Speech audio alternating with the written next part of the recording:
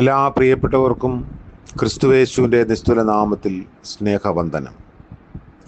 ഇന്നത്തെ നമ്മുടെ ധ്യാനത്തിനായി വിശുദ്ധ യോഹന്നാൻ എഴുതിയ സുവിശേഷം 8-ാം അധ്യായത്തിൻ്റെ 31 32 വാക്യങ്ങൾ. യോഹന്നാൻ 8-ന്റെ 31 32 വാക്യങ്ങൾ. തന്നിൽ വിശ്വസിച്ച യഹൂദന്മാരോട് യേശു, എൻ്റെ വചനത്തിൽ നിലനിൽക്കുന്നു എങ്കിൽ നിങ്ങൾ വാസ്തവമായി എൻ്റെ ശിഷ്യന്മാരായി, സത്യം അറിയുകയും സത്യം നിങ്ങളെ സ്വതന്ത്രന്മാരാക്കുകയും ചെയ്യും എന്ന് പറഞ്ഞു. കർത്താവിൻ്റെ പരിശുദ്ധ നാമം വാഴ്ത്തപ്പെടട്ടെ. യഥാർത്ഥമായ ശിഷ്യത്വത്തിൻ്റെ വ്യവസ്ഥകൾ കർത്താവ് തൻ്റെ കേൾവിക്കാരുമായി പങ്കുവയ്ക്കുന്നു. യേശു തമ്പുരാൻ ഈ ലോകത്തിൻ്റെ വെളിച്ചമാണ് എന്നും തന്നിൽ വിശ്വസിക്കുന്നവർ ഇടറാതെ നടക്കുമെന്നും അറിയിച്ചപ്പോൾ ചുരുക്കം ചില യഹൂദർ യേശുവിൽ വിശ്വസിച്ചു. ശിഷ്യത്വത്തിൻ്റെ വ്യവസ്ഥകളെപ്പറ്റി തുടർന്ന് അവരോട് കർത്താവ് സംസാരിച്ചുകൊണ്ടിരുന്നു. ഈ വ്യവസ്ഥകൾ പിന്തുടരുന്നത് കൊണ്ടാണ് യഥാർത്ഥ സ്വാതന്ത്ര്യത്തിൽ ജീവിക്കാൻ കഴിയുന്നത്. ഗുരുവിൻ്റെ പഠിപ്പിക്കലുകളെ അനുസരിക്കുന്നത് മാത്രമാണ് നിത്യത നിർണയിക്കുന്നത്.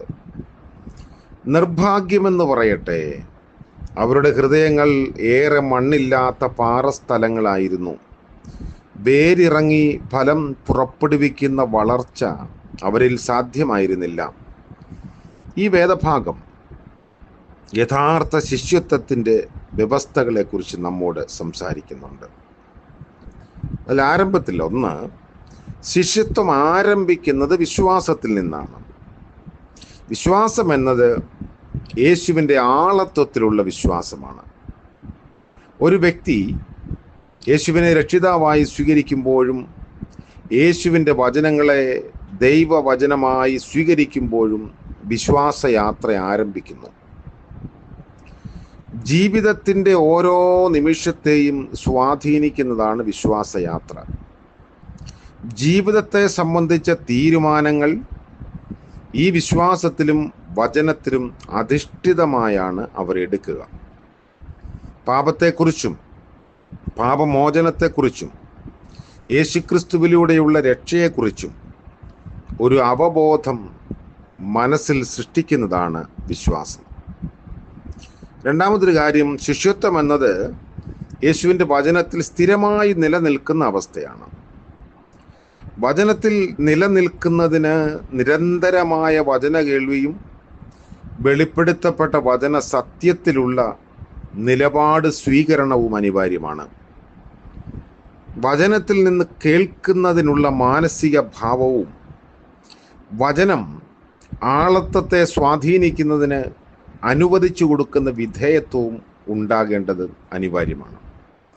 യേശുവിൻ്റെ മനസ്സുള്ള ഒരു വിശ്വാസി വർദ്ധിതമായ ഉൾക്കരുത്തോടെ ദൈവവചനത്തെ രൂപപ്പെട്ടു വരുന്ന ജീവിത സാഹചര്യങ്ങളുമായി ബന്ധപ്പെടുത്തി കണ്ട് അവയെ സ്വാംശീകരിക്കും. പരീശന്മാർക്കും ശാസ്ത്രികൾക്കും തിരുവെഴുത്തുകളെ ആനുകാലിക ജീവിതാനുഭവങ്ങളുമായി ബന്ധിപ്പിക്കുന്നതിനുള്ള സ്വാതന്ത്ര്യം ഉണ്ടാകാതിരുന്നത് കൊണ്ട് ഒരുതരം വളർച്ചാ മുരടിപ്പ് അവർക്ക് ഉണ്ടായിരുന്നു. മൂന്നാമത്, ദൈവവചനത്തെ പിടിച്ചുകൊള്ളുക എന്നാൽ സത്യത്തെ മുറുകെ പിടിക്കുക എന്നാണ് അർത്ഥം. വാസ്തവമായതും നിത്യമായതുമെന്തോ അതാണ് സത്യം. നിത്യസത്യം ബോധമണ്ഡലത്തെ പ്രകാശിപ്പിക്കുന്നതിനാൽ സ്ഥാനമാനങ്ങൾ, സമ്പാദ്യങ്ങൾ, അഭിമാനബോധങ്ങൾ തുടങ്ങി ആപേക്ഷികവും മാറിപ്പോകുന്നവയുമായ ഭൗതിക കാര്യങ്ങളോടുള്ള ഭ്രമം ഇല്ലാതെയാകും. ഇവയുണ്ടാക്കുന്ന ഭൗതിക ബന്ധങ്ങൾ ഇല്ലാതെയാകുമ്പോൾ സ്വാതന്ത്ര്യത്തോടെ ജീവിക്കാൻ ദൈവം സഹായിക്കും. എല്ലാ ഭൗതിക അനുഗ്രഹങ്ങളും കേവലം ദൈവദാനം മാത്രമാണെന്നും അവ ദൈവിക മഹത്വത്തിനായി ഉപയോഗിക്കപ്പെടണമെന്നും അവർക്ക് ബോധ്യമാകും. വെളിപ്പെട്ട് ലഭിച്ച ദൈവിക സത്യങ്ങൾക്കനുസരിച്ച് ജീവിക്കാൻ കഴിയുന്നതാണ് ദൈവിക ശിഷ്യന്റെ അനുഗ്രഹം. അപ്പോൾ ഈ വേദഭാഗം നമ്മോട് പറയുന്നു, യേശു നമ്മുടെ ജീവിതത്തിൻ്റെ മേൽ കർത്തൃത്വം നടത്താൻ നമ്മൾ അനുവദിക്കുക. യേശുവിൻ്റെ വചനങ്ങൾ നമ്മുടെ ജീവിത തീരുമാനങ്ങളുടെ അടിസ്ഥാനമായി മാറ്റുക. യേശുവിലൂടെയുള്ള സ്വാതന്ത്ര്യം നമുക്ക് അനുഭവിക്കാൻ കഴിയണം. സ്ഥാനമാനങ്ങളും സമ്പത്തും സൗന്ദര്യവും ഒക്കെ നമുക്ക് നൽകുന്ന മിഥ്യാഭിമാനങ്ങൾ നമ്മെ അടിമത്തത്തിലേക്ക് നയിക്കും. അനുഗ്രഹങ്ങൾ ദൈവനാമ മഹത്വത്തിനു വേണ്ടി ഉപയോഗിക്കാനുള്ളതാണെന്ന തിരിച്ചറിവ് നമുക്കുണ്ടാകേണ്ടിയിരിക്കുന്നു. വചന കേൾവിക്ക് വേണ്ടിയുള്ള മനസ്സിൻ്റെ തുറവി നമുക്ക് ഇനിയും ആവശ്യമാണ്. ദൈവവചനം ഉള്ളിലേക്ക് തുളച്ചു കയറി നമ്മുടെ ആളത്തങ്ങളെ സ്വാധീനിക്കാൻ നാം അനുവദിക്കണം. അങ്ങനെ ദൈവത്തോടുള്ള ബന്ധത്തിൽ, ദൈവവചനത്തോടുള്ള വിശ്വാസത്തിൽ കർത്താവിൻ്റെ സാക്ഷികളായും ശിഷ്യരായും ജീവിപ്പാൻ കർത്താവ് നമ്മളെ സഹായിക്കട്ടെ. അതിനുവേണ്ടി നമ്മളെ സമർപ്പിക്കാം, പ്രാർത്ഥിക്കാം.